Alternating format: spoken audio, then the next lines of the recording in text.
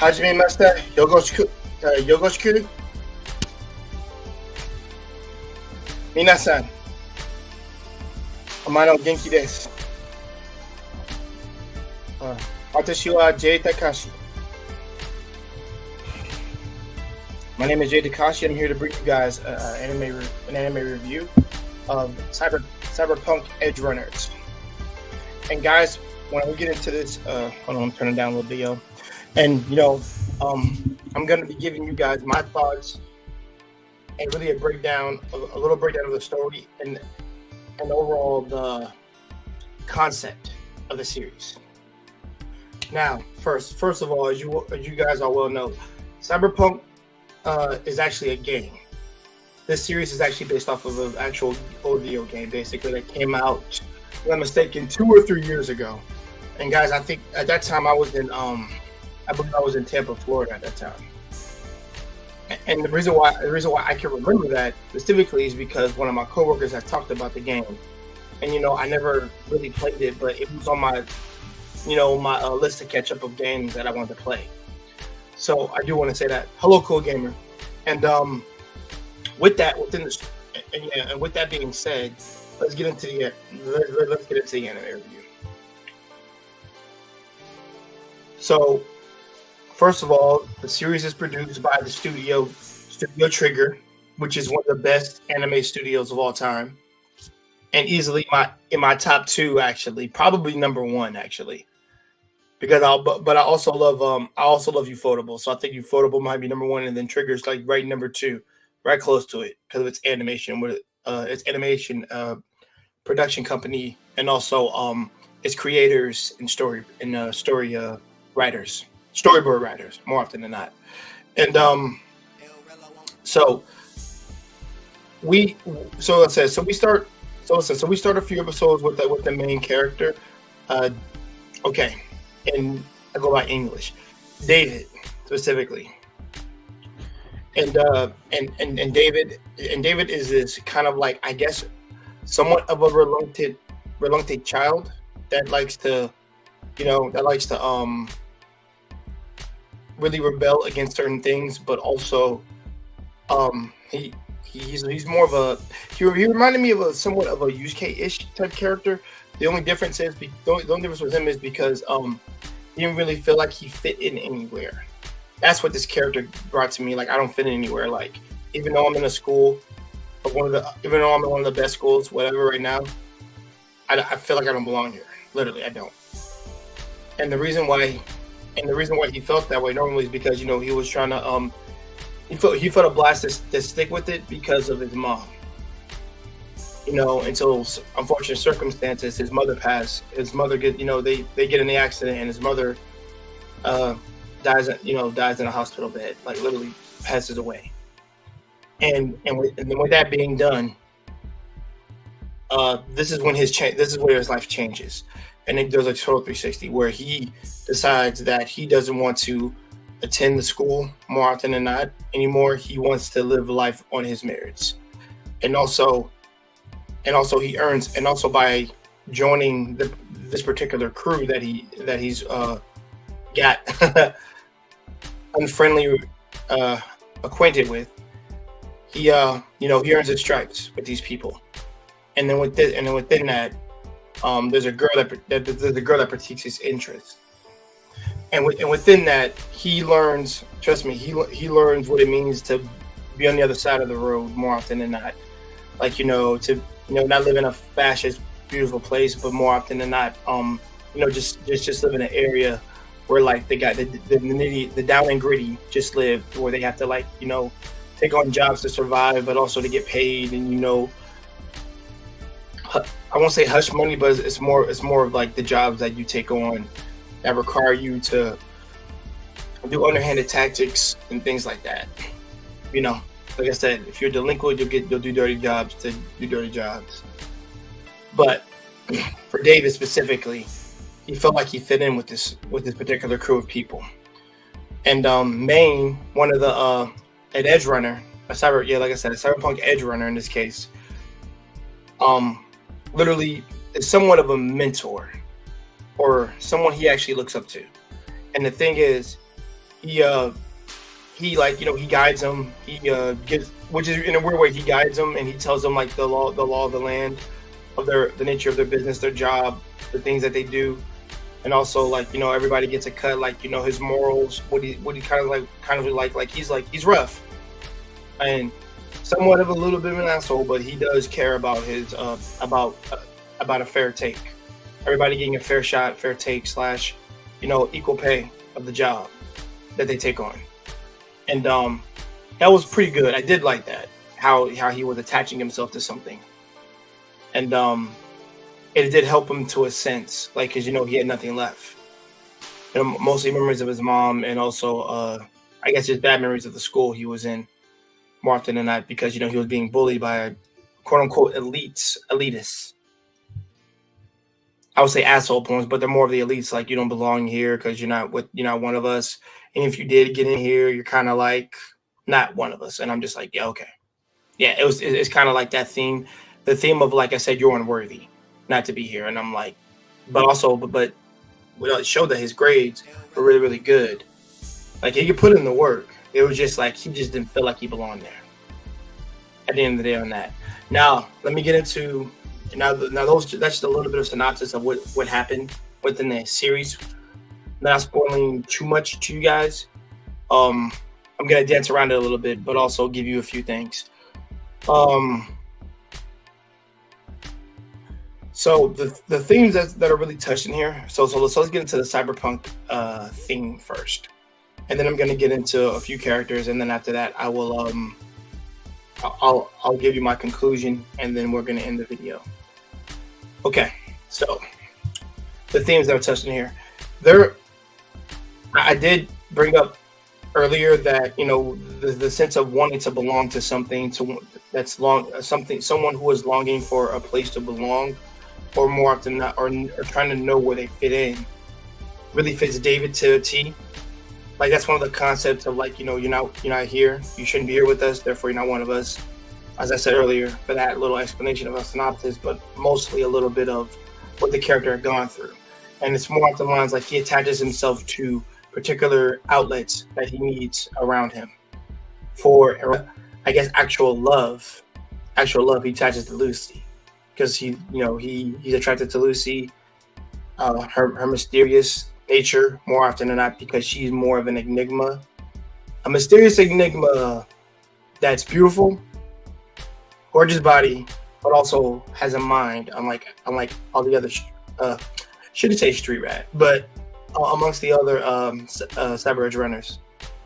And the thing is, what her particular thing was wanting to find a dream. And I think this series really speaks to that, like, wanting to have a dream, and what are you willing to do to sacrifice this? And when you sacrifice your own needs to help someone achieve that dream. And also, it touches on the things that, like I said, belonging to something.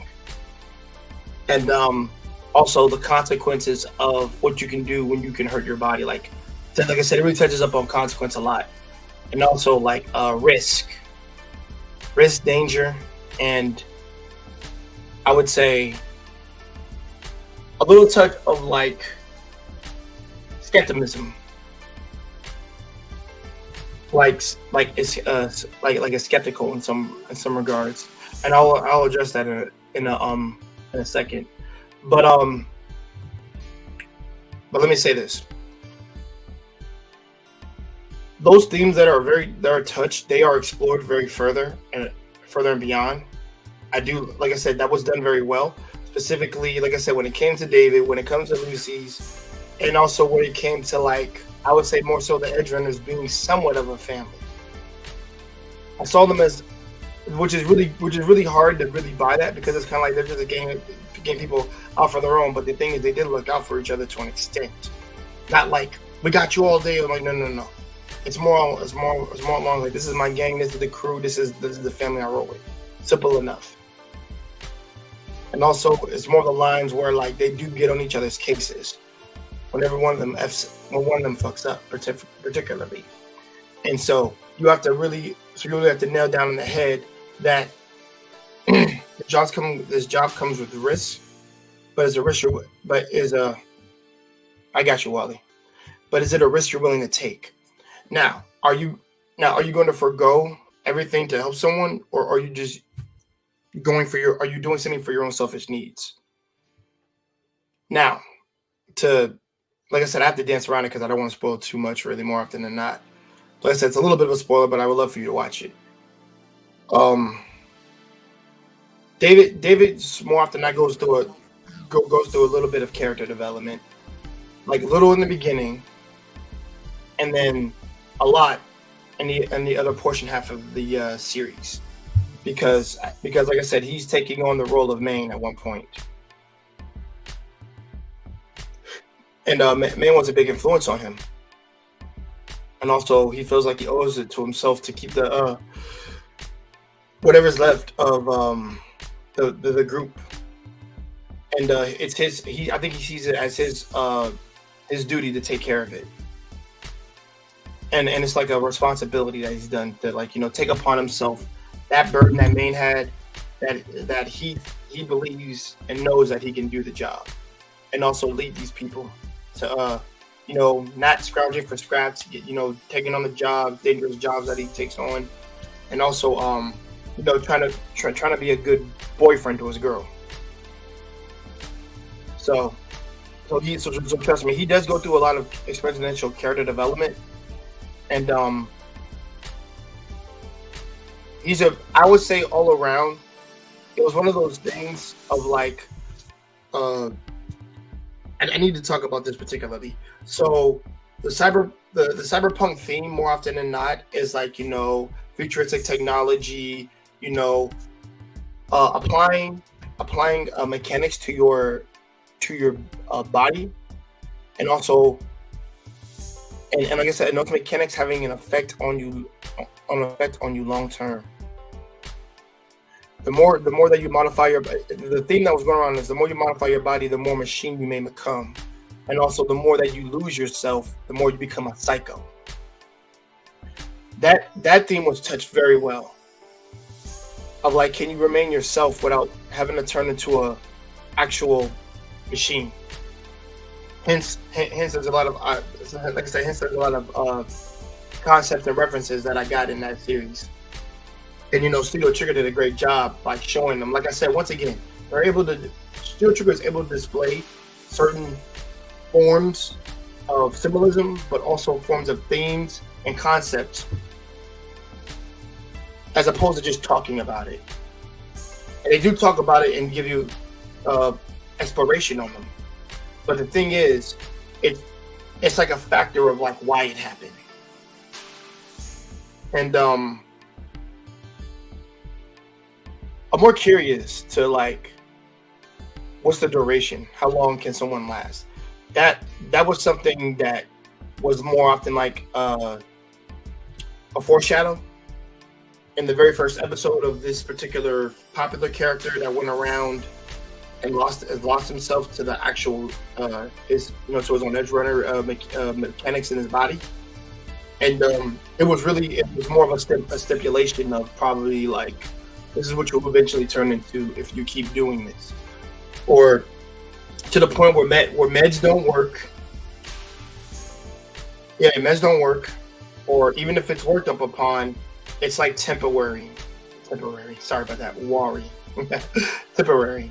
And it's very telling that you can get all this done to you and nothing will ever happen to you. No. It's the opposite. You do all this, it comes with consequences to your body, to your mind, to your life.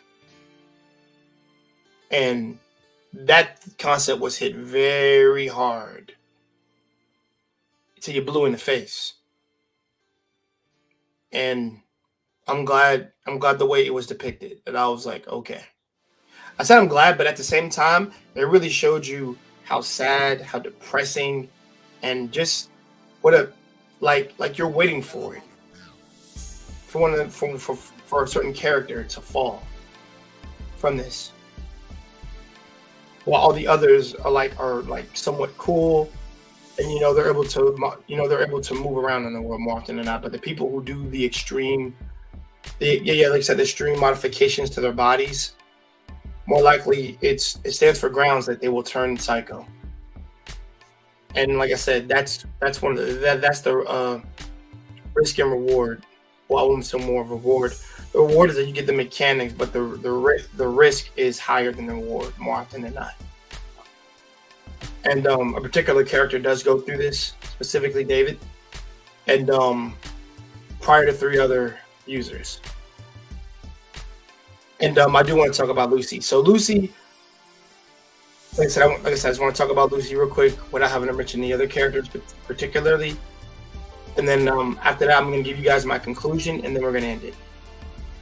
Okay, so Lucy in particular is the love interest, but also the most interesting character in the series that I do find. She has quite the enigma allure, I would call it, because she's attractive, she's pretty, but also she's mysterious. She's very, very techno savvy.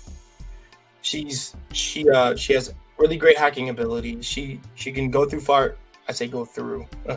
Funny when I say that. She can literally go through firewalls and deprogram them, hack them. Really know a system inside and out.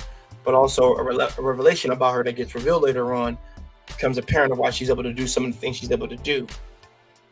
But more often than not, she was really a girl that wanted a dream.